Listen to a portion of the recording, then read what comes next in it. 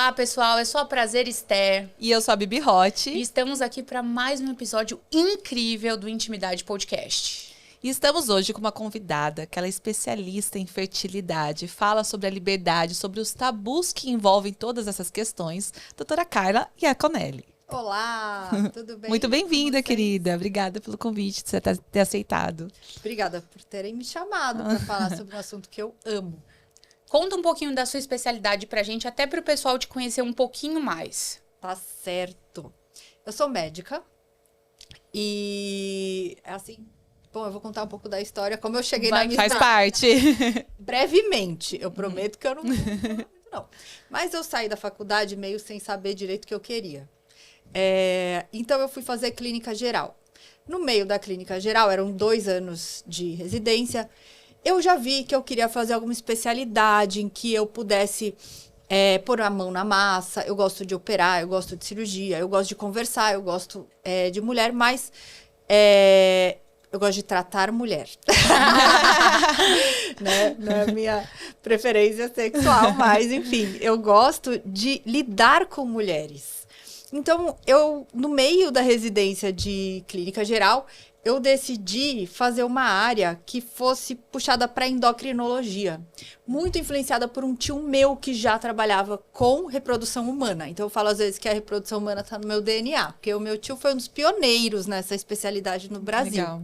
O nome dele é Dr. Assunto Iaconelli Júnior, e eu já, como ele era o único médico da família, já ia lá conversar com ele como um tipo de padrinho, mentor, né? E aí eu falei, nossa, endocrinologia é legal, já que eu estava na clínica médica. E aí da reprodução, que é muito endocrinologia, né? Eu comecei a fazer uma pós em reprodução, pensando na minha próxima especialidade, o que eu faria. Porque, assim, a residência é algo geral. Então, a gente tem a residência em clínica geral, residência em cirurgia geral, residência em pediatria, e depois tem as subespecialidades. E eu já pensando na endócrino, mas eu também queria fazer tudo. Porque na reprodução humana tem procedimentos. Procedimento de punção de óvulo, de cirurgia, procedimentos de transferência embrionária, que eu queria fazer, né? Então, eu fui fazer também ginecologia e obstetrícia. Depois da pós em reprodução, eu fiz outra residência.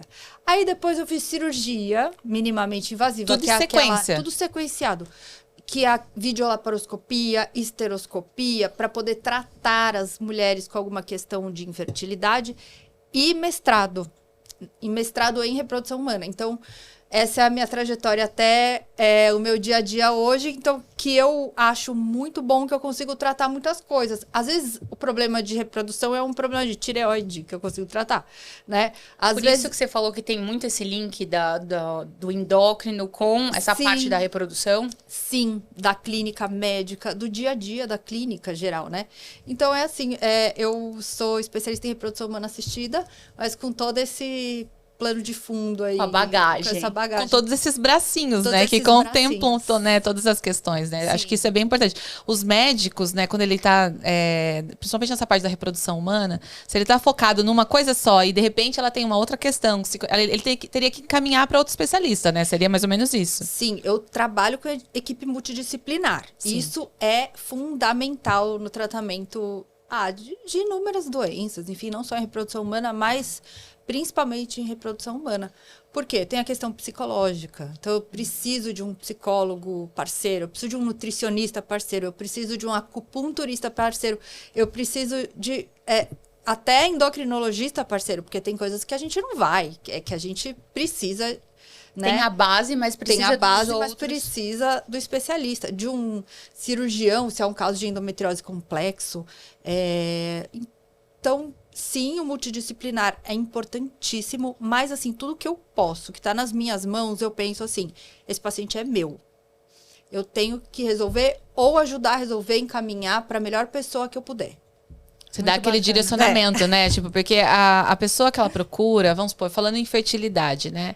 Ela não quer ser mãe agora. E aí ela vai começar esse tratamento. Ela vai se atender primeiramente com você? Sim. E aí, a partir daí, você vai indicar como que é o processo. Por exemplo, chegou uma pessoa jovem lá e falou, não quero ser mãe agora, quero ser mãe aos 35. como que você daria esse encaminhamento? Tipo, pensando numa pessoa que chega assim, com 20 anos. Maravilhoso. Maravilhoso, Com 20? gosta? Com Com 20? 20. Amo. Tá decididíssima. Eu quero ser mãe, mas não agora. É. Nossa, essa pessoa, ela sabe o que quer. Então, assim, pra mim é muito bom porque ela sabe, eu quero ser mãe, mas não agora.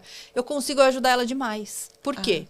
Porque a gente tem hoje como quantificar essa reserva ovariana, que é própria de cada mulher.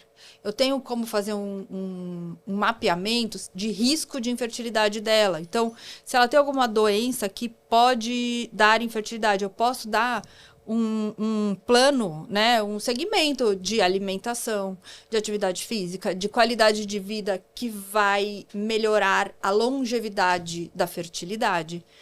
Eu posso dar uma série de aconselhamentos e orientações, como eu também posso combinar com ela um plano de congelamento que não precisa ser imediatamente naquele momento. Ah, que legal. Né? Não é uma urgência congelar óvulos aos 20 anos, mas se ela volta aos 30 e ela guardou o dinheiro por 10 anos para isso, que ela já sabia o que ela queria, é muito fácil, porque ela já vai ter o dinheiro destinado para isso. É uma questão de planejamento familiar. Porque não é barato, né? É. O congelamento, ele tem um valor até do congelamento, da operação em si, mas também tem um valor que você tem que pagar Manter. mensal, Tem uma né? média de valor, assim, para as pessoas? Porque as pessoas têm muita curiosidade, né, sobre isso. Qual seria uma média de valor? Vamos supor, tem gente que tá assistindo a gente que quer fazer esse procedimento e fala, eu não sei nem por onde começar, não sei nem quanto eu vou gastar. Exatamente. Né? Eu vi uma E você falou de pesquisa. guardar dinheiro por 10 anos, será que é tanto assim? Tipo, qual a Mas tudo média? depende do valor que você guarda por quanto tempo. Então, eu vi uma pesquisa nessa semana de uma indústria farmacêutica que encomendou uma pesquisa perguntando para as mulheres em idade reprodutiva, acho que dos 25 aos 40 e poucos, e 47% falou que não quer ter filho. Claro, algumas nesse meio já tinham filhos, então eu não ia querer ter mais filhos. Mas é grande, né? As pessoas realmente não querem ter filhos, né? A partir Eu não dos quero. 25. E tudo bem. Sim, maravilhoso. sim, faz parte. Tá? A questão é que a maioria, 70%, não foi informada que poderia congelar óvulos. Não faz nem Não ideia. faz nem ideia. E a maioria não acha que é um valor muito alto e que ela não vai conseguir nunca fazer esse tratamento porque é muito caro. Mas é o seguinte, o tratamento de congelamento de óvulos, ele tem um custo que consiste em 3 coisas. A primeira coisa são os remédios. Então, as medicações utilizadas para estimular os ovários naquele mês. Que é pré a cirurgia. Antes da punção, Como é que chama? sem o estímulo, tá? Que chama estímulo ovariano. Então, esse estímulo ovariano, ele consiste no seguinte. A gente todo mês tem uma ovulação. Se a gente não está tomando pílula, um folículo vai crescer e vai ovular. E o resto vai ser descartado naquele mês. Então, a gente tem lá um batalhão de folículos candidatos a ovular. E um cresce e ovula e os outros são descartados. Isso acontece todo mês. Mesmo quando você toma a pílula. Porque a pílula não economiza folículo. A pílula simplesmente inibe o crescimento do dominante. Então, eles vão ser lá recrutados e vão ser descartados direto. Sem nem ovular.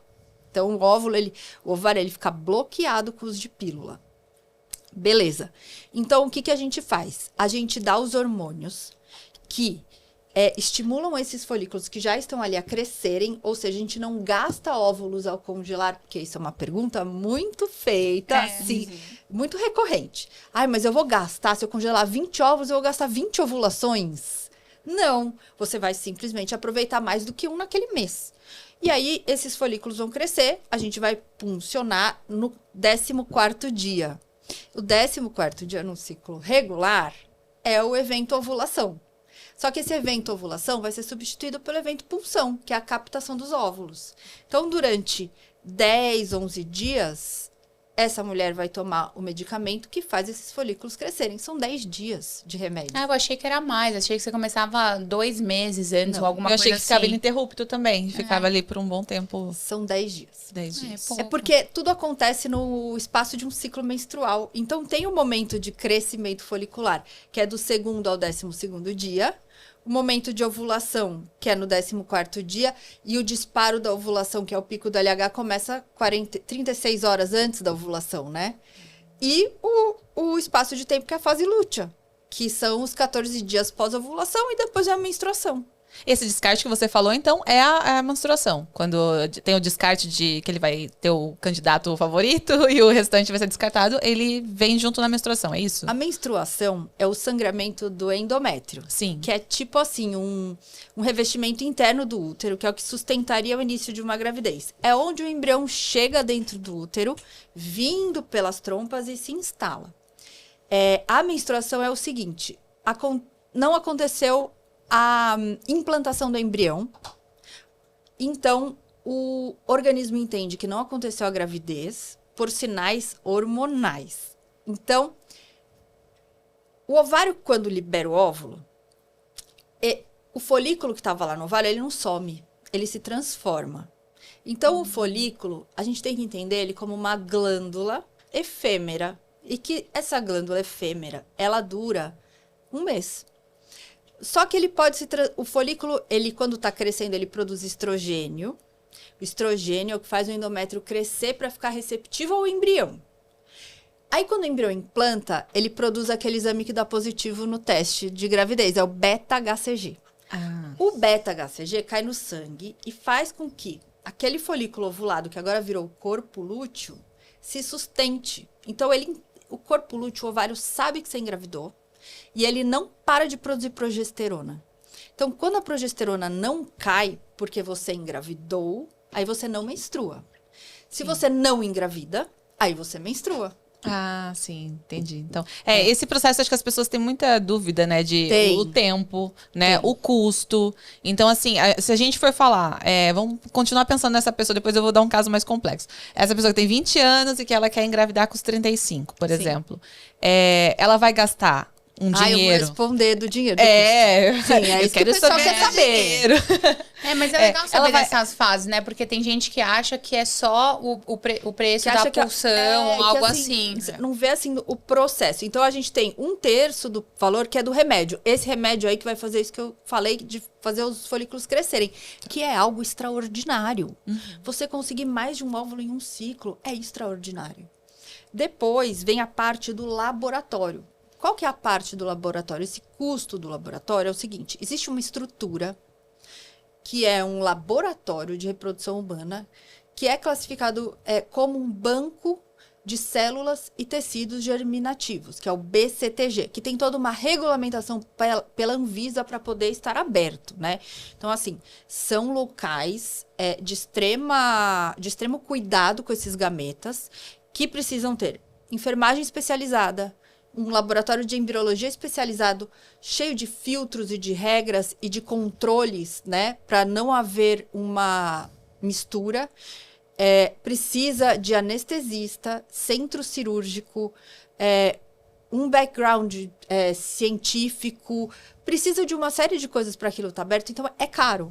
O centro de reprodução assistida é um local de uma especialidade que requer profissionais especialistas. Porque é muito sério. Então, essa é a parte mais cara do tratamento. É 1/3. Ah, é 1/3. O outro 1/3 que a paciente de congelamento vai gastar é com o seu médico. O médico que vai te acompanhar durante todo o processo. Então, ele vai te ver. Esse médico, ele tem que ter uma especialidade em reprodução humana, ele tem que entender o seu metabolismo, ele tem que te preparar para o congelamento, porque não é simplesmente chegar e falar, quero congelar. Se você chegar a bater lá e falar, quero congelar e já começar seu congelamento, alguma coisa foi perdida aí. Seu congelamento talvez não seja tão bom quanto poderia. E tem chance de dar errado nesse caso. Então o congelamento, para mim, é como um tratamento de FIV. Para mim, assim, o congelamento, ele não... A gente precisa ver o metabolismo, a alimentação, fazer um preparo. Às vezes, o congelamento acontece só 3 meses depois da primeira consulta. 6 meses depois da primeira consulta. Porque naquele momento não tá bom para fazer. Vamos fazer quando tiver. Porque isso é sério, é um tratamento sério. Sim. Então, é isso. Geralmente, os tratamentos de congelamento giram em torno de 20 a 30 mil reais. Tá? O total. O total juntando tudo isso. Tá, então dá para juntar dinheiro dos 20 ao 30? Dá. Dá para juntar dinheiro dos 25 ao 30? Dá. E também os nossos maiores concorrentes são cirurgia plástica. Que às vezes as pessoas botam mais em primeiro lugar, né? Nossos concorrentes são viagens, nossos concorrentes são vestimentas e... outro tipo de coisa. Eu tô falando assim, a mulher de 20 anos fala assim, por que eu vou gastar agora esse dinheiro se eu posso usar numa viagem dos sonhos? A viagem dos sonhos tá lá. Os seus óvulos, um dia eles vão acabar. Não adianta, essa é a pura verdade, tá? Cirurgia plástica. Cirurgião vai estar lá, você vai poder operar. Pode ser uma urgência naquele momento, mas os óvulos também, eles vão sofrendo o passar do tempo. Tem prazo de validade, né? Então... infelizmente, né? Assim, eu sou mulher e não é uma coisa boa, assim, de eu ouvir, porque fala sobre mim mesma. Sim. Eu tô com 43 anos e entrei na menopausa agora. Então, eu tô com 43. Sim. Claro, entrei na menopausa porque eu fiz um tratamento de quimioterapia, porque meus ovários foram baleados, sim. Mas eu tenho muitas amigas que estão com 43 e que já estão na menopausa desde os 36. E não fizeram nada disso. E é um assunto que fica tão escondido, né? Falar sobre menopausa. Eu lembro que a minha mãe, quando ela entrou na menopausa, ela falar com as amigas sobre isso, as amigas falavam, nossa, mas credo, você já tá na menopausa? Credo. Assim, credo, todo mundo. E todas as mulheres vão entrar na menopausa. E ela falava, que horror, eu me senti um ET na conversa que eu tive com as minhas amigas, porque foi uma discriminação tão grande, assim, que ela se sentiu péssima. Já é difícil a autoaceitação, né? Porque é cheio de estigma, né? A menopausa. Assim como a menstruação vem, às vezes, muito mais cedo para algumas mulheres e vem muito mais tarde para outras, né? A menopausa também vai ter essa mistura, né? Acho que a menopausa tá associada ao etarismo, é um grande problema, né? É um preconceito ainda muito grande que tem, né? Então, e aí se a pessoa tá na menopausa, já vem aquela sentença de não mais fertilidade, de não tem mais toda aquela vitalidade, né? Vem carregada de estigmas, assim, né? E não é bem assim, né? Sim, eu acho que a menopausa é um período de transição que, assim, quando a palavra menopausa significa última menstruação. É um sangramento que é o último, do mesmo jeito que menarca é o primeiro. Só que menarca, primeiro sangramento, não significa que do dia pra noite a vida da pessoa vai mudar e que de repente a menina virou mulher.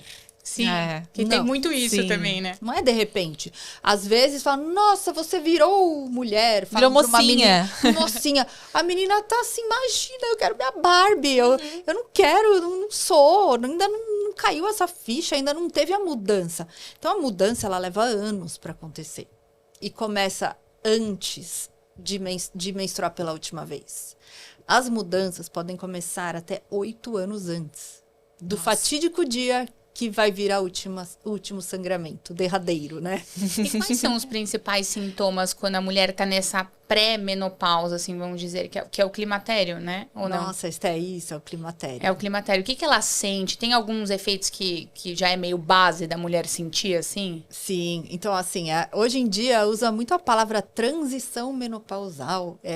Tá chique o negócio. É um momento da vida da mulher. Algumas mulheres pode demorar mais, pode ser mais longo, mais curto, pode ter mais impacto na vida ou menos, tá? Não dá para comparar a experiência de uma com a outra. Mas, assim, o que eu vejo mais frequente é alterações de sono. Então, de repente, você não consegue dormir tanto, você despertares noturno, insônia, perda de memória, distribuição da gordura corporal diferente. Assim, poxa, eu malhava, eu tinha um resultado, agora não tô mais tendo, né? Então muda o local onde a gordura Ai, meu Deus, eu começo já... Pera, isso eu tenho. Já fica um negócio Então, aqui. mas isso vem antes de parar de menstruar. E também, o que eu vejo muito são calores repentinos, que é o tal do fogacho. Fogacho? Ai, que nome simpático. Um negócio tão chato, né? Fogacho parece uma coisa boa, né? É uma coisa... Você tá com fogacho? Né? De fogo, alguma coisa assim. Caliente. Não, mas o fogacho acorda a mulher na madrugada, morrendo de calor, querendo arrancar a roupa, ficar pelada. Assim. E não é do jeito bom, né? Aí você fica assim, ai, que calor. Daí, de repente, dá frio. É muito louco. É uma troca ali de calor e frio. Quase um estado febril. Parece com uma febre. E vem do sistema nervoso isso. Olha. Uma perda da capacidade de ajustar o centro de calor. Olha que engraçado. Porque o hipotálamo e a hipófise fazem parte do eixo hormonal. Então, muitos hormônios vêm daí. Então, tem o eixo da tireoide, o eixo do hipotálamo também, que controla os ovários, que controla a ovulação. De repente, o hipotálamo e a hipófise ficam perdidos, porque o ovário tirou férias eternas. Tá dormindo. Tipo assim, o ovário acabou. E aí, a hipotálamo ficam tentando entender como é que eles vão lidar e nessa com confusão, isso. um grita frio, o outro grita calor e fica essa bagunça. Fica uma baguncinha. Tem alguns medicamentos já direcionados para esse sintoma específico, né? Porque não é possível. E assim, claro, a reposição hormonal melhora muito. E os tem sintomas, um tabu muito grande ainda acerca da reposição hormonal, né? Eu sinto que ainda tem... Óbvio, eu acho que tem que saber onde faz, com quem faz. Acompanhar. Porque tem muita gente fazendo que não faz ideia do que tá fazendo.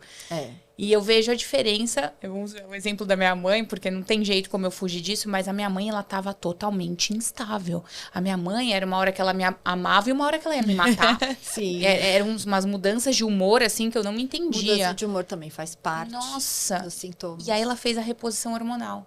Era outra pessoa. Pois é, eu sou muito a favor da reposição hormonal. Isso eu acho que prolonga a vida da mulher, a vida útil, até a cabeça funciona melhor. O bem-estar, né? O bem-estar. Saúde mental. Mental, sexual, tudo isso. Mas você precisa estratificar o seu risco.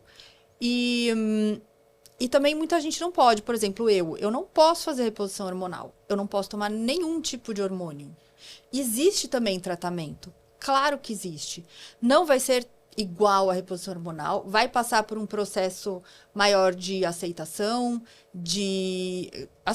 vai ter que fazer as mesmas coisas que quem faz reposição hormonal faz, só que sem reposição hormonal. Fazer atividade física, se alimentar bem, não fumar, não beber, sabe? Tudo isso.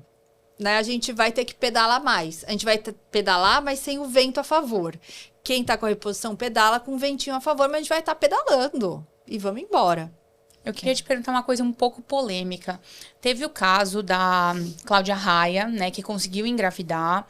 Você acha que depois disso, porque o que eu sinto é que a mídia é muito assim, conseguiu engravidar, e aí tem muita gente que tenta, principalmente nessa idade dela, e não consegue, e se frustra do tipo, ela conseguiu e eu não consigo. Você acha que teve muito esse aumento quando teve esse caso da Cláudia Raia? E o que você pode explicar um pouquinho sobre isso? Esse caso foi emblemático. Por quê? Eu trabalho com reprodução humana e eu tenho pacientes que precisam de um tratamento chamado ovodoação. Que é quando os ovários já não funcionam mais, a mulher já está nessa transição ou já na menopausa, ou precisaram fazer uma cirurgia para tirar o ovário. E aí é muito difícil que a pessoa aceite esse tratamento, né? E aí vem a Cláudia Raia e fala, eu engravidei naturalmente com 55, Nossa. né? O bebê nasceu com 56. Acho que foi isso. Cara, isso explode a cabeça da mulher que tá com essa indicação de ovodoação, acreditando que, poxa, se eu fizer o que ela fez, eu vou conseguir. Por que ela conseguiu? Como ela conseguiu? Como ela fez isso? E assim, é muito difícil de explicar como ela fez isso e como... Eu acho que teve um dedinho a mais ali que eu não sei, ninguém sabe, porque assim, nós, como médicos, existe uma coisa que a gente só sabe do nosso paciente. É o sigilo, sim. Eu só sei das minhas pacientes. E eu sabia que muitas delas, elas faziam uma ovodoação ou ia ficar muito difícil para elas conseguirem. E eu acho que, assim, dificultou alguns entendimentos, assim como fez com que mulheres na menopausa começassem a ter medo de engravidar.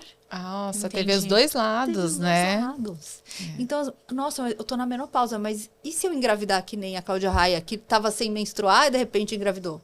E olha, vou te falar, se ela fez uso ou fez algum tratamento, eu fico até triste dela não ter falado sobre isso, porque isso poderia ajudar tantas mulheres de um jeito positivo, né? Então, se ela fez, óbvio, a gente nunca vai saber se fez ou não, mas que bacana que se ela tivesse exposto isso, porque é uma pessoa que tem uma grande influência. Mas eu acho que é o direito de cada um. Sim. E às vezes é verdade mesmo, né? Ela realmente engravidou, naturalmente, como ela diz que engravidou, e tudo bem. Mas vocês perguntaram do impacto dessa notícia. O impacto dessa notícia foi esse. É muito difícil explicar que uma celebridade... Assim, para você ser celebridade, você já é sei lá, você já é 0,1% da população. E aí acontece isso com uma celebridade que só acontece com 0,1% da população. É assim, só que para uma pessoa que está lá assistindo o Fantástico, domingo à noite, que quer engravidar, ouve essa celebridade falando, isso já... Nossa, se ela pode, eu também posso. É isso que a gente precisou lidar. Com informação, sempre falando que cada caso é um caso, que eu não sei absolutamente nada da Cláudia Raia, não sei nada. O que eu sei é das minhas pacientes. Eu só posso aconselhá-las. E o que eu falo em consultório, eu sempre gosto de dizer isso. Eu sou sua médica, mas o corpo é seu. Então, assim, eu posso te aconselhar, te falar qual é o caminho mais rápido no Waze. Então, assim, você bota aqui, quero ter um filho em casa, bebê em casa. Então, assim, para você chegar lá com ovodoação, você vai essa reta aqui. Claro que tem umas curvinhas, né? Claro, Nada é reto, alguns nada é reto. obstáculos. Não, reprodução humana nada é reto. Né? Então, a gente tem sempre... não é reto, é meio assim, é com sobe e desce, às vezes looping. De uma montanha-russa. Uma montanha-russa. E às vezes você tem que subir de novo nessa montanha-russa. Mas, você indo pelo seu, cara, talvez você nunca chegue lá. Talvez você morra e não chegue nesse lugar. E faz parte, né? Eu acho que uma das coisas, isso de principalmente ela ter, né, todo esse alcance, é a frustração que causa em pessoas que, por exemplo, já estavam tentando há muito tempo. São, às vezes, pessoas mais novas que ela. Mais novas. E falar, por que eu não consigo? Sim. E ela conseguiu. Então, assim, acho que a saúde mental junto da fertilidade é uma coisa que você falou da sua equipe multidisciplinar, né? Que são importantes para... Porque a frustração, a ansiedade, ela pode atrasar a fertilidade de alguém? Pode, claro. A ansiedade, ela é a doença desse século, assim, eu conheço, nossa, acho que 70% das pessoas que eu conheço com algum grau de ansiedade. É muito difícil alguém que... E acho que a ansiedade por ser mãe deve ser ainda mais, né, avassaladora. Sim, né? E aí a gente está muito exposto a esse tipo de conteúdo e ainda mais... E assim, eu li hoje, acho que na Folha, acabou o acaso. O acaso acabou. Não lembro que era colunista, espero lembrar até acabar o episódio, mas assim, ela falou que a espontaneidade acabou. Então, assim, quero engravidar. O algoritmo, seja lá do que você usa, já sabe que você quer engravidar, vai te mostrar só mulher grávida. Você já tem o seu IA na cabeça, que você só vai ver mulher grávida na rua, você vai ficar ansiosa. E, assim, é difícil a infertilidade hoje em dia. Porque está somada a ansiedade, a essa questão de rede social, de todo mundo consegue menos eu. Todo mundo, assim... sem rede social já era difícil, eu acho que está mais difícil. É muita informação. Se você tomar maca peruana, você vai engravidar. Se você fizer o tratamento, não sei o que, você vai engravidar. Se você falar com o padre, não sei das quantas, ele vai fazer você engravidar. Sabe? Muitas coisas. Na sua opinião, assim, qual que é o pior mito nesse sentido de fertilidade, de engravidar? Você falou do padre, da maca peruana. Qual que é o pior mito para quem está tentando engravidar e que essa pessoa não deve acreditar nisso de forma alguma? Mito? Nossa, são tantos. Eu acho que tem um mito que é o do relaxa que você engravida, vai viajar, vai, sei lá, vai esfriar a cabeça que você consegue. A pessoa já tá há 3 anos. Ela já viajou 8 vezes durante esses 3 anos. Já fez tudo que você imaginar. E esse negócio do relaxa, porque às vezes é uma questão que você precisa fazer um tratamento mesmo. O outro mito é que a culpa é da mulher. Então, assim, a mulher não engravida. Por quê? Porque ela não engravida. É um mito que o homem tem uma fertilidade até o fim da vida. Que, assim, como se se o homem ejacula, tem ereção, ele tá ótimo. E às vezes tem casos que você deve pegar que, na verdade, a infertilidade tá no esperma do homem. Sim, metade dos casos. Em Ah, muitos é? casos. Tudo isso? Nossa. Metade. E às vezes a gente tem os dois com algum fator. Entendi. Então é uma somatória. E a mulher se sente muito mais cobrada. Sim. Muito mais, é uma pressão, né? E aí, quando vem os filhinhos? Porque depois que passa o estágio que você consegue alguém, né? Aí vira os filhos. Quando Né? vai ter um irmãozinho. E agora uma pergunta assim, que às vezes eu vejo. Em casais que estão tentando ter um filho e vira aquela tabelinha do tipo, tô no período fértil, temos que transar hoje. É hoje que a gente... Ó, tô no pico, é hoje. Você acha que às vezes vira uma cobrança até excessiva, onde o sexo ele é visto, às vezes, somente para reprodução e o prazer ele é deixado muito de lado? Eu já escutei Nossa. alguns relatos, assim, às Sim. vezes mais de homens que falam, pô, não aguento mais. Toda vez agora tem que transar quando o negócio tá no pico. Isso é impressionante, né? Você sabe que os homens, eles não gostam dessa coisa. Porque, assim, eu vou falar de uma coisa cultural. Tá. A mulher tá sempre lá nos afazeres, não sei o quê. Eu acho que na maioria das transas, eu acho que hoje em dia tá um pouco diferente, mas o homem que começa... O que vocês acham? Você que é sexóloga, você acha que tem... Eu Tem acho alguma? que depende, às vezes, do relacionamento, mas eu sinto que é muito o não da mulher, onde a gente passa, muitas vezes, é a dor de cabeça, é algo assim, e a partir do beijo do homem, ela já tem a concepção que o beijo já vai virar sexo, aí começa a dar aquele pânico. Então, mas eu acho que sim, em muitos relacionamentos o homem procura mais. Eu acho que a maioria. A maioria. Eu diria que a maioria. Porque o homem, ele tá... Aí ele põe na cabeça dele que se não for ele que conquistou aquela transa, ele foi atrás, beijou, não sei o quê, convenceu, agora vai. Não é aquele horário marcado. Cadê a parte dele de ir, de fazer... Conquista de territorial, conquistar? né? Eu acho que tem isso. Tá, isso é uma das coisas. Nossa, mas eu nunca tinha pensado por esse lado. Realmente, pô, homem cadê fica a mais parceria puto que a mulher. agora? O homem fica mais bravo, desculpa. Não, pode falar, aqui não tem problema algum. O homem fica mais bravo de, hora marcada, um dia se viu. Não tem essa parte. Agora, a mulher, como ela é dona do corpo dela e ela sabe, ela sente. Temos que fazer, porque é uma coisa que ela quer que aconteça com ela. Ela quer que aconteça com ela. Ela quer engravidar. É uma coisa assim. Ele tem que dar para ela isso que ela quer que aconteça com ela. Não é uma coisa que ele quer que aconteça com ele. Ela tá É muito protagonizando, louco. né? Bom, enfim, viajei um pouco. Pode ser que eu tenha falado alguma coisa que faça sentido ou não, mas eu tenho meio que uma percepção nessa parte sexual. A outra coisa é o seguinte. Putz, o que eu ia falar mesmo? Da hora marcada. Conversando com uma sexóloga essa semana, num jantar que eu fui, ela me falou que, assim, Carla, você tá enganada. Hoje em dia, com relacionamento moderno, tem mais que marcar a hora, porque às vezes não dá tempo na correria. Então, muitos casais estão fazendo sexo de hora marcada. Falei, tá, mas não é pra engravidar. Exato. É pra diferente. aproveitar. Sim. É pra ter orgasmo, fazer Pra não sexo. se perder, né, Pra também. se Concordo unir, 100%. né? 100%. Então, é diferente quando você quer engravidar. Sim. Né? É diferente. Então, eu acho que o sexólogo entra aí, a parte da psicologia, o multidisciplinar é importantíssimo.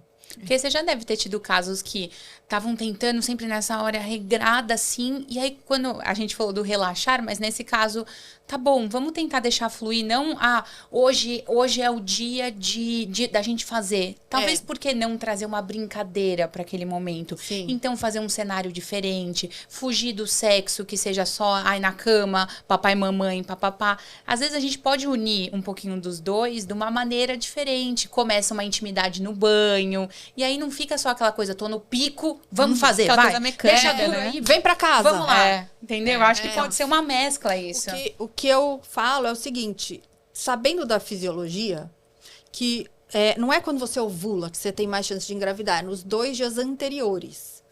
Né? Por quê? Porque você já tá soltando muco, então o muco é um sinal importante de que você vai ovular, e aí o canal está aberto para a passagem do sêmen, né, pelo colo do útero, para chegar lá na trompa para fertilizar o óvulo. Quando a mulher ovula, o espermatozoide está lá já. Então, assim, se você transa 2 dias antes de ovular, então, assim, você tem essa janela. Não precisa ser naquela, não existe isso, tem que ser agora. Não existe hora de ovular que tem que transar. Você tem 2, 3 dias para ter essa relação.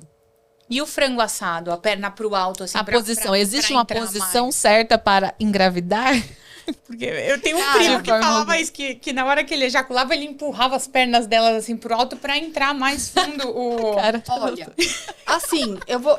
O muco, imagina que o muco é que nem uma clara de ovo. Tá. E essa clara de ovo, ela preenche todo o canal cervical. E ela como ela estica, ela fica assim, ó, como uma gosma, vamos dizer assim, Sim. no colo do útero. Tanto que, às vezes, ela escorre e sai, estica toda, assim, quando você tá ovulando, né?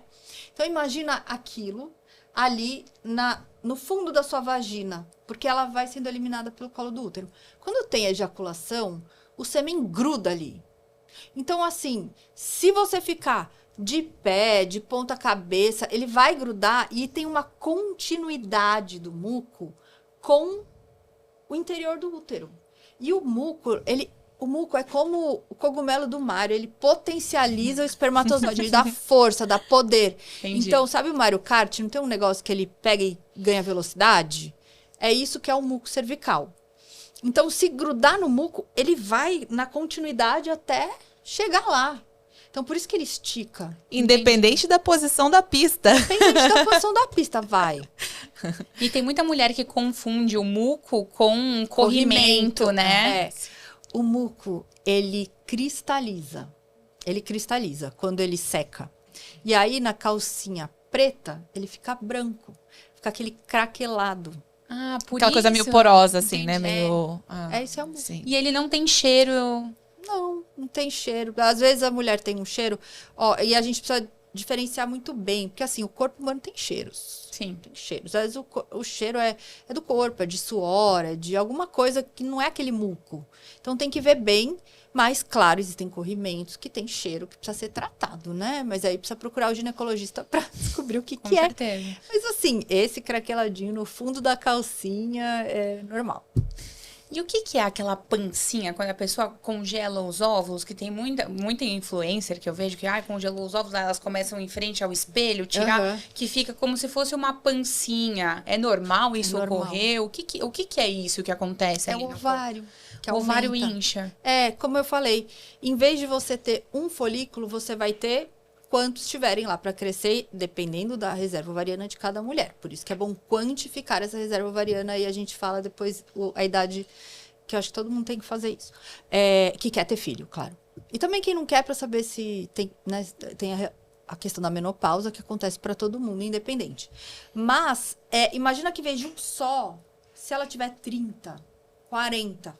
O ovário, ele é normalmente do tamanho de uma noz. Sim, Vai. mais ou menos. Ele fica do tamanho de uma manga, às vezes. Ele fica Nossa. enorme. Nossa. Fica grande. Então, aí, que espaço que ele tá ali no pé da barriga, vai inchar. E também, às vezes, libera um pouco de líquido, de inchaço, retém líquido também. Então, é comum. Por O isso que tem importante, essa barriguinha do ventre. mas menstruou, tudo vai embora no xixi. Entendi. É só O um ovário efeito volta ao normal. colateral ali por pouco tempo, É um né? efeito colateral. O ovário volta ao normal igualzinho que ele era. E o inchaço sai todo no xixi. Não se preocupem que, assim, não é uma coisa que dura para sempre. Tanto que elas mostram, depois vocês vão ver que elas estão maravilhosas depois. E vida que segue. E a transadinha? Pode ocorrer durante esse período que a gente tá fazendo O tratamento. o tratamento? Então, essa transadinha, ela tem que ser feita até os folículos atingirem um tamanho que o médico mede, tá? De 14 milímetros. Depois disso, não pode mais. Tá. Não pode mais, por vários motivos. Primeiro que dói. Segundo que pode escapar algum óvulo e ela pode liberar um óvulo e, sei lá, ter uma gestação indesejada. E complicada, porque pode ser na trompa, pode ser em algum lugar outro, né? Porque pode soltar aquele óvulo, não quer dizer que vai ser no útero. Então, assim, a transadinha, ela tem que ser com muito cuidado e orientação médica, mas vai chegar um momento do tratamento que ela não poderá mais, Tá. tá? Outra coisa, o médico, ele precisa informar que essa paciente não é só a transadinha que ela vai ter que parar a atividade física, principalmente de impacto, corrida, Porque o ovário grande, ele tem o risco de torcer. Tem um risco de torção de O ovário. de força também, não teria que parar. O de força é bom musculação. parar, porque dói, gente. Ó, incomoda. É incômodo. Então, assim, pensa, se vai congelar óvulos, você vai ficar uns 10, 15 dias sem fazer atividade física. E sem transar também. Sem transar. É. Também. A gente pede pra esperar até menstruar, ver que tá tudo bem. Então, no pós também, segurar um pouquinho isso, até porque acho que deve estar um pouco Dói. incômodo pra ela. Porque dói, né?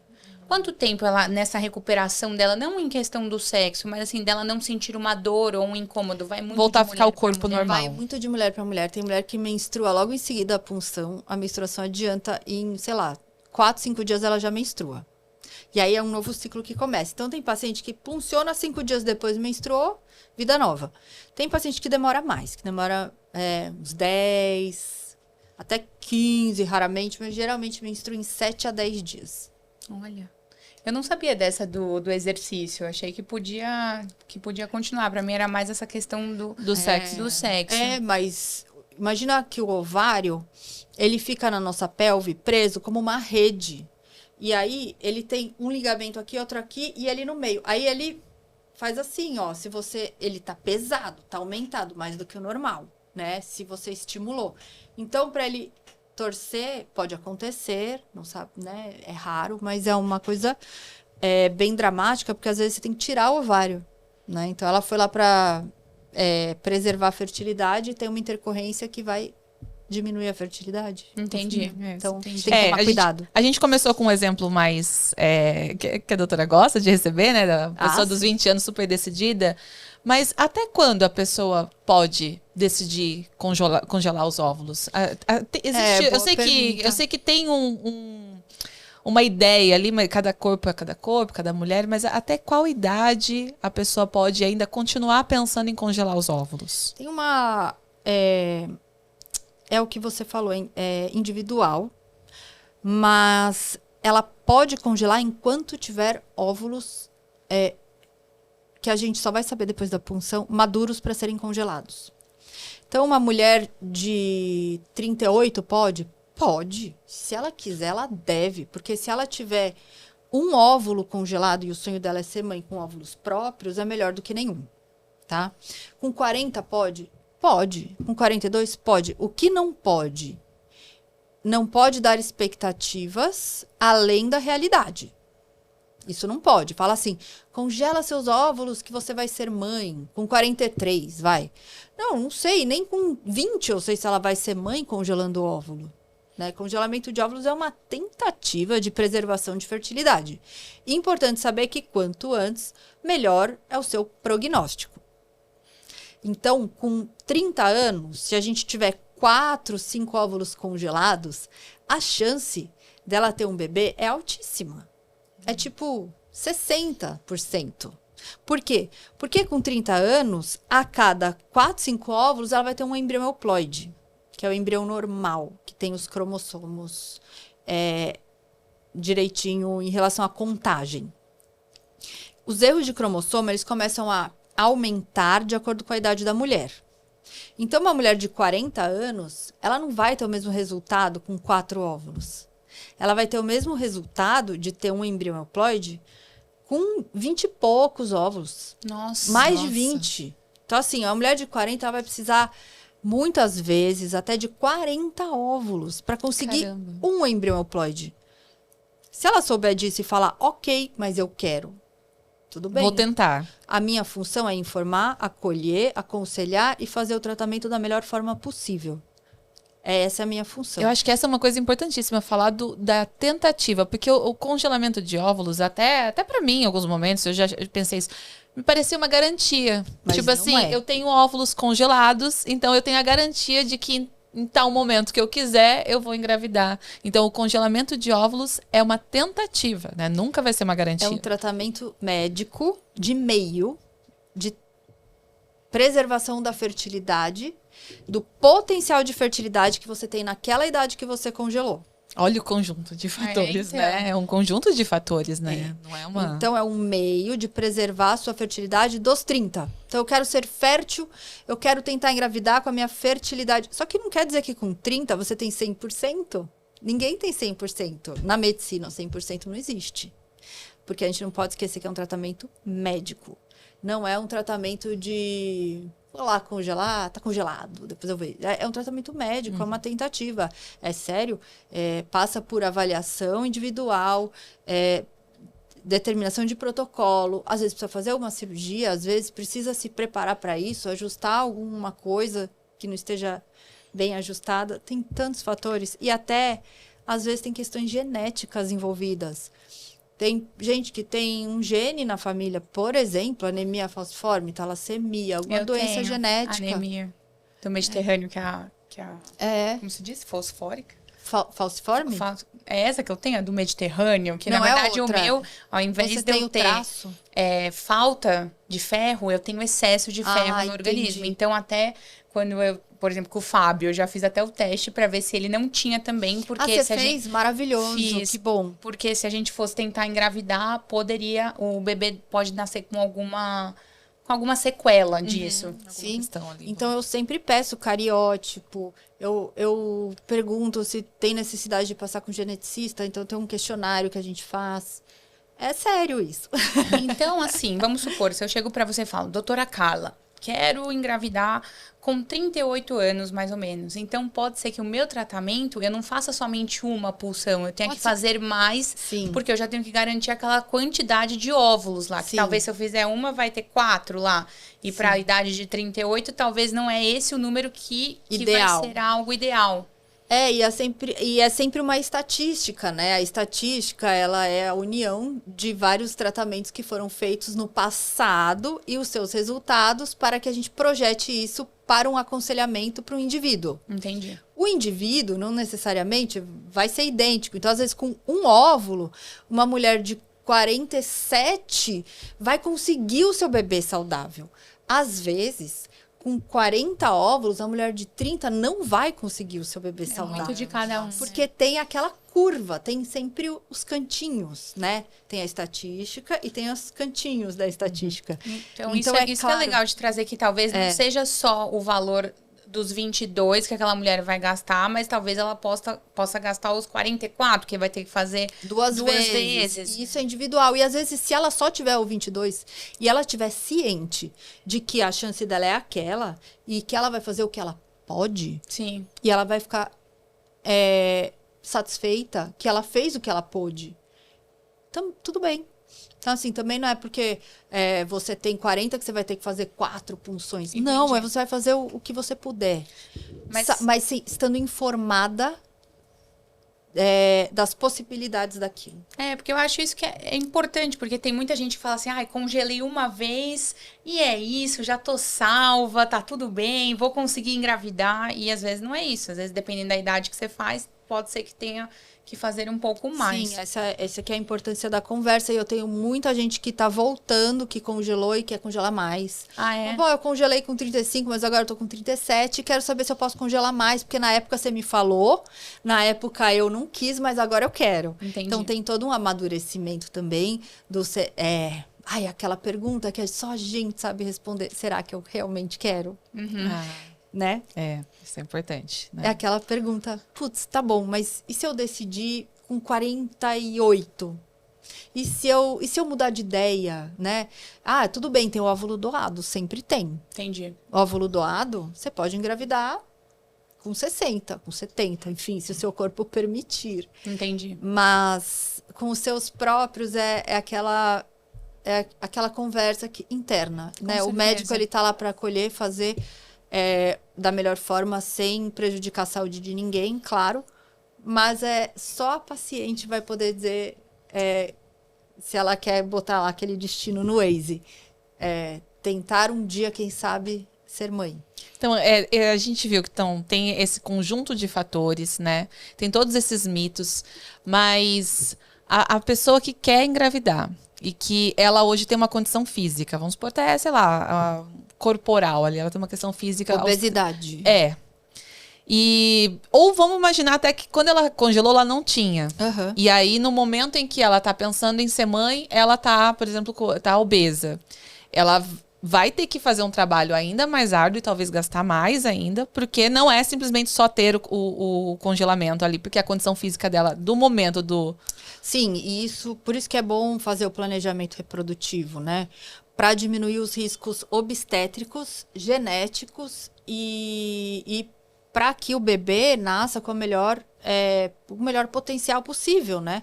Porque a gestação também é uma oportunidade de você gerar uma vida com mais saúde, né? O melhor que você puder fazer para esse bebê que está em formação, eu acho que a mãe responsável vai querer e vai se preparar antes. Então tá certo.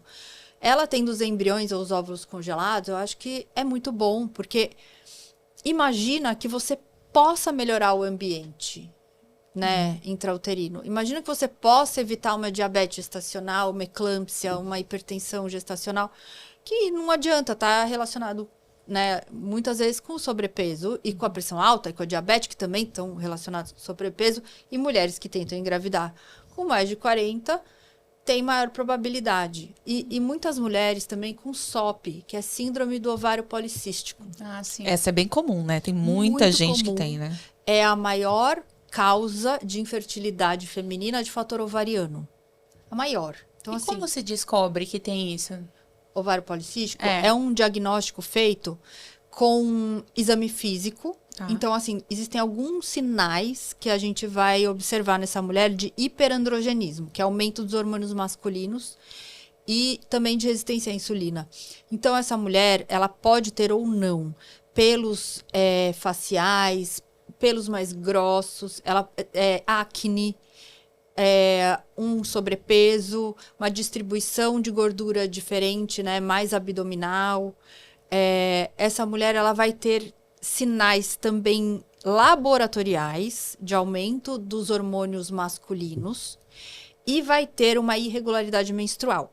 Se ela tiver 2 desses fatores, a gente já considera uma síndrome de ovário policístico. Além disso, tem o exame de imagem, que é o ultrassom, que vai dizer se o ovário ele tem aspecto de síndrome dos ovários policísticos. Mas só ele não é conclusivo. Só ele não é eu ia conclusivo. perguntar isso, Não porque é eu achei só que já fazer pelo ultrassom. ultrassom você conseguia determinar tem ou não tem. Tem ovários que são muito característicos, que a gente olha e fala assim, nossa, um ovário... Esse não tem como não ser. Mas tem outras coisas que a gente precisa diferenciar, né? Algumas síndromes hiperandrogênicas, que não necessariamente vêm do ovário, pode vir da suprarrenal, né? Tem outras coisas que podem parecer com o ovário policístico. E isso a mulher ela só vai descobrir se ela for fazer o exame. Ou ela Tem que passar no médico. tem que fazer o acompanhamento. Mas a maioria das vezes é o ovário policístico. E esse ovário policístico, ele pode causar alterações na ovulação. Então, a mulher que tem ovário policístico, ela vai menstruar uma vez a cada 45, 60 dias. Se essa mulher tiver com sobrepeso, só o fato dela perder de 5 a 10% do peso, ela já volta a ovular regularmente. Olha que bacana. E olha que bacana, muita gente tá falando que o Wegovy, o Ozempic, não sei o quê, estão aumentando a fertilidade. E aí, E isso por daí, 2 conta, motivos. Porque é verdade, escutei muito isso. Porque a mulher, às vezes, como é muito frequente o ovário policístico e tá muito relacionado à obesidade, às vezes só de de perder peso, ela volta a ter a sua fertilidade, que era só ovular, que estava desregulado. E também porque esses remédios retardam o esvaziamento gástrico. Tanto que você nem pode fazer uma cirurgia se você estiver usando esses remédios. Você precisa suspender 21 dias antes, porque tem risco do jejum não ser completo. De você causar uma complicação na cirurgia, né?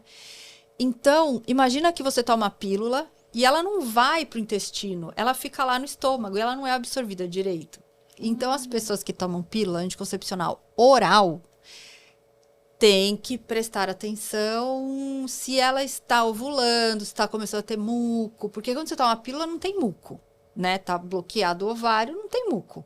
Então, precisa mesmo, assim, repensar no método contraceptivo. Não é também para causar alardes, né? Sim, mas ter atenção, né? Mas tenha atenção. Mas a coisa importante não são esses remédios que deixam Engravidam. a pessoa fértil, Exatamente. né? É São a os consequência efeitos, a do consequência. emagrecimento, né? Então, isso é uma coisa importante. Agora sim, estamos caminhando para o final. Ah, Eu tenho que fazer uma pergunta aqui. que pena. Poxa, eu tenho uma empresa de cosméticos íntimos, eu vou engravidar um dia e eu quero saber se eu posso continuar usando lubrificante, o que eu posso usar durante minha gravidez ou o que eu não posso, porque eu já quero me preparar, né? Porque um gelzinho ali aqui eu adoro. Olha, o gel é maravilhoso.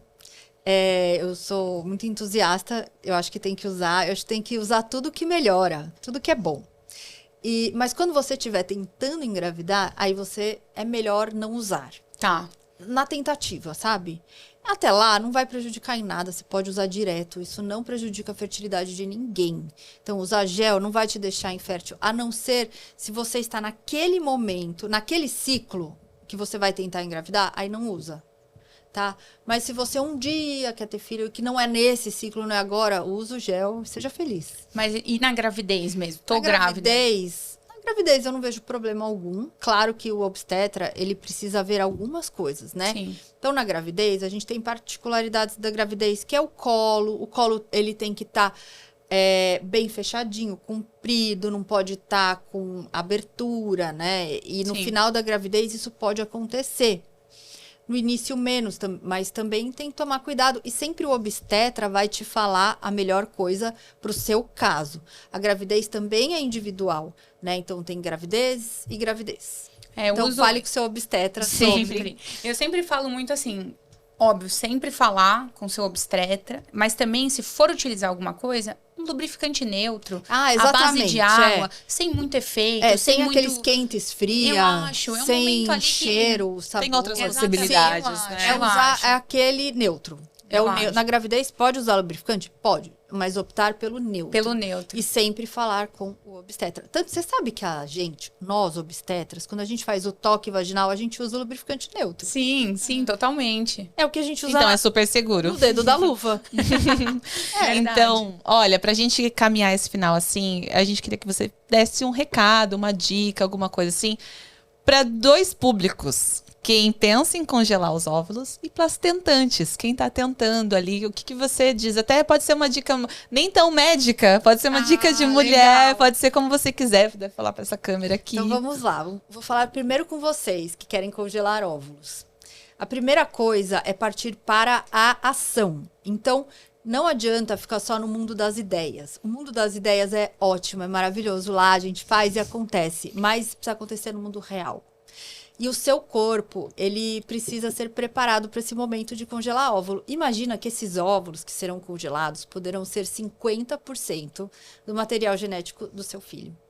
Então, procure um médico que vai te preparar para isso, que vai te avaliar, vai ver todos os seus exames, vai ver como é que estão as suas condições e se você tem uma pressa, uma urgência, ou se dá para você se programar melhor, guardar dinheiro e fazer uma programação. Primeira coisa, então, haja. Né? Perfeita. Parte para ação, porque se é o seu sonho ter um filho um dia, quanto mais jovem o seu óvulo, mais saudável ele vai ser, tá? Agora as tentantes. Para as tentantes. É o que eu falei. Calma, conta até 10. Às vezes parece que o mundo inteiro tá querendo mostrar para você que você não tá conseguindo. A gente tem vários pensamentos difíceis para lidar, além do luto do próprio diagnóstico em si. O diagnóstico gera luto, gera conflito, gera, às vezes, assim, um problema de autoestima e de confiança. Cuide de você, cuide da sua cabeça e saiba que a medicina reprodutiva, ela existe justamente para ajudar pessoas como você. Pode ser que você já tenha tentado 1, 2 vezes, não tenha dado certo. Pode ser que você esteja relutante. Pode ser que não seja do jeito que você planejou. Mas pensa que lá na frente, para você ter a sua família completa, talvez a FIV seja o procedimento da sua vida. Converse com algum especialista de confiança e que vai ver o seu caso como um todo. Tá bom? É isso, mas não desista dos seus sonhos. Que perfeita. Nossa, amei. gente, foi um prazer, doutora Carla. Onde te achamos, né, nas redes? Verdade. Qual o Instagram? Como que a gente pode contactar? Gente, me segue no DRA.Carla com C e A Conelli com IACONELLI. Carla, amei, foi tudo de bom. Fiquei muito feliz. Que conversa gostosa, leve, da maneira como esse assunto tem que ser Tem que ser tratado, tratado, né? Então, muito obrigada por todas essas informações. Sim. Acho que, pra mim, principalmente, que tô ali nos 30, querendo ter um filho um dia, é um momento muito de eu pensar nesse meu futuro. Então, pra mim, foi muito bom esse episódio. Ai, que bom. Que E bom. Eu adorei também, Ah. aprendi muito, mesmo eu sendo uma pessoa que não quero ter filhos, é um assunto que eu gosto muito de falar, justamente para quebrar esses tabus que eu acho que a doutora fez com maestria aqui. Muito obrigada. Obrigada, gente, adorei. outra coisa, eu tenho um podcast que chama GaiaCast, também tá no YouTube, legal. se alguém quiser dar uma olhada lá. que Ai, perfeito. É relacionado à reprodução humana. Eu já até Perfeito. fui. Tem um episódio nosso Tem lá. da Indy, tem. Vamos lá, que tá super legal. Bom, gente, mais um episódio do Intimidade Podcast. Lembrando que toda quinta-feira sai um episódio novo às 19 horas. Espero que vocês tenham gostado. E, ó, se tiver dúvidas, a gente pode pedir pro pessoal comentar Manda. ali. Manda no direct Pode isso. mandar. Então, ótimo, porque a gente vai estar respondendo tudo. Então, um beijão, galera. Beijo, até a próxima. Tchau.